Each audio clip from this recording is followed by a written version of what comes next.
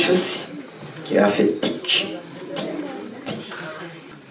Vous savez, j'écoute. Parfois, le Saint-Esprit m'arrête. Il a posé une question, si quelqu'un, c'est pas ça, son péché qui lève la main. Ah, j'ai pas vu des mains levées. J'ai levé ma main, j'ai dit, ben, c'est comme quelques-uns levé, deux, j'ai levé ma main, j'ai dit, mais qu'est-ce qui se passe? Et Dieu m'a arrêté. Et même il a dit quelque chose, il a dit que celui, si on était sans, on sera dans le ciel. C'est bien ça? Voilà. Mais Dieu m'a arrêté tout de suite. Écoutez ce que je vais dire. Je ne vais pas contredire, hein, parce qu'on est là pour compléter. Mais quand il a dit, personne n'a levé la main, j'ai levé la main moi. Mais on peut être traité des prétentieux pour ceux qui disent, pour qui il se prend. Dieu m'a donné une image. Bon. J'ai trouvé, il m'a donné l'exemple, une image qui illustre bien les choses. Vous avez des enfants pour certains. Imagine ton enfant vient, il a fait le foot, autre. Il est sale. Tu vas le dire, va te laver. Il va aller se laver, il revient encore. Tu lui dis, est-ce que tu es propre? Il va te dire non, tu vas dire encore, va te laver. Il revient encore. Est-ce que vous suivez l'image? N'est-ce pas qu'on parle de l'œuvre de la sanctification, c'est tous les jours. Alors, lorsque tu te laves dans la prière, Dieu te demande, est-ce que tu es pur, est-ce que tu es saint, est-ce que tu es sans péché, sans tâche? Tu vas le dire non, j'ai encore quelques tâches, qu'est-ce qu'il va te dire? Repars te laver. Et tu reviens, est-ce que tu es sans tâche, est-ce que vous êtes tous lavés? Si vous avez 4 enfants, tu les renvoies après, chacun se lave. Et dit, mais est-ce qu'il y a quelqu'un qui est sale encore? Il dit, ben, je ne suis pas propre, mais tu viens de te laver. Tu t'es lavé 2 fois. Qu'est-ce qui se passe quand on se lève chaque matin? On se sanctifie dans la prière.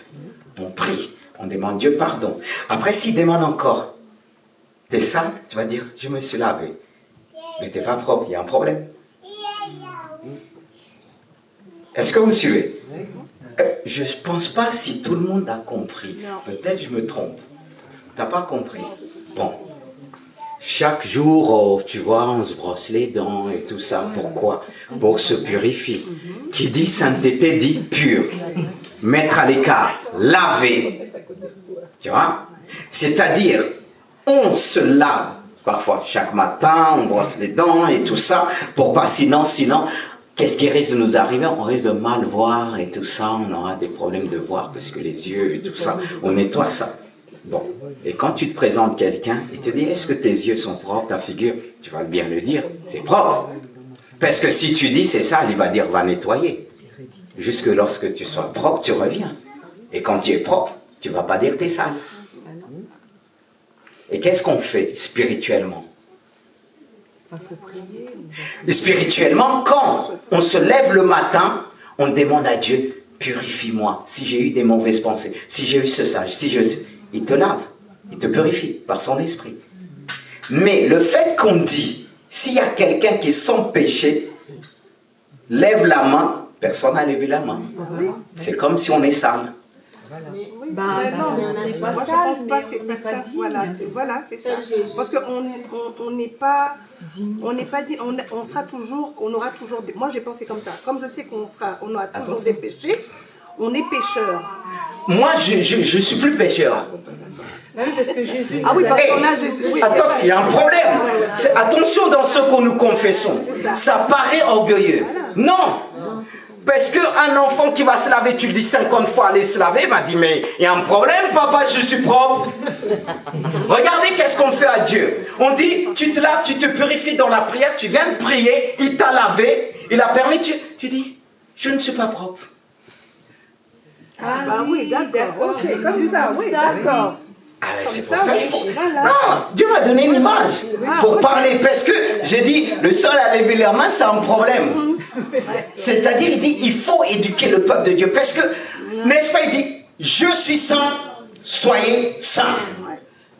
Quand nous disons, oh Seigneur, je suis un pécheur, ok, depuis longtemps, il t'a dit, maintenant tu n'es plus un pécheur. Et pour demeurer dans cet état d'esprit, dans ce contexte, il nous a donné la prière, la parole de Dieu qui nous purifie et qui nous lave.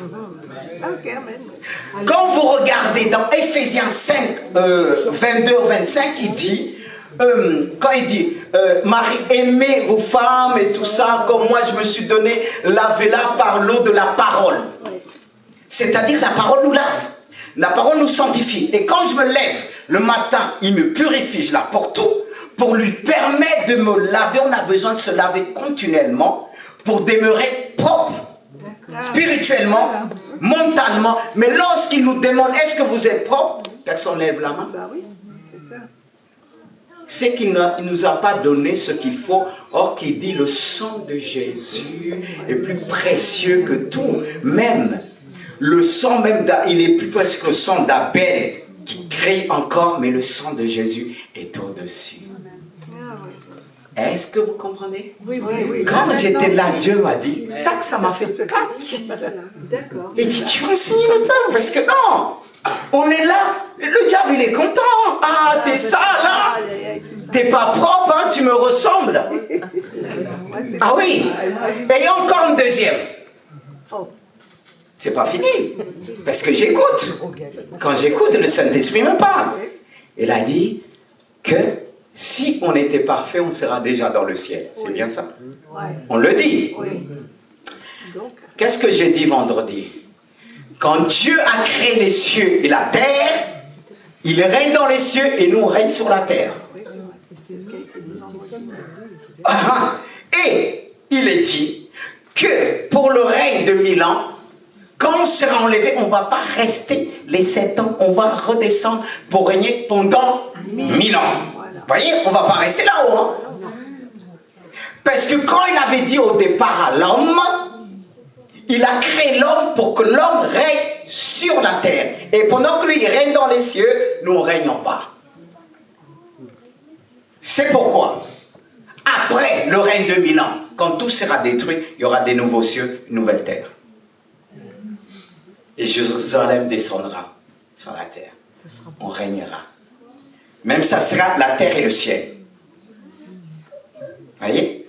C'est vrai que quand nous disons oui, si, ça c'est une expression qu'on dit, ah, sinon on ne sera plus là. Mais qui doit convertir les gens?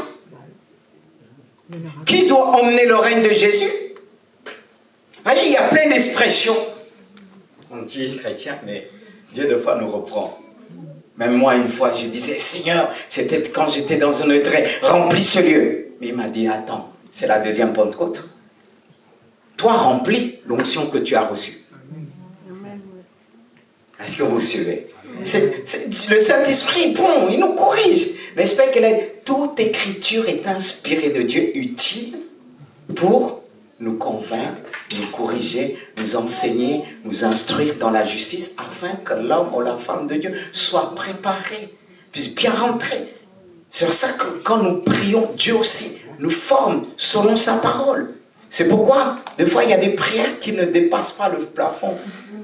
Parce qu'on prie selon nos émotions, c'est prier selon la parole de Dieu, pas selon mes émotions. Mais certes, il se sert de nos émotions. Mais une fois cheminé avec lui, il nous enseigne. Et béni soit Dieu pour sa parole. Amen. Il va nous accorder. Tout cela contribue pour nous donner le véritable repos. Amen.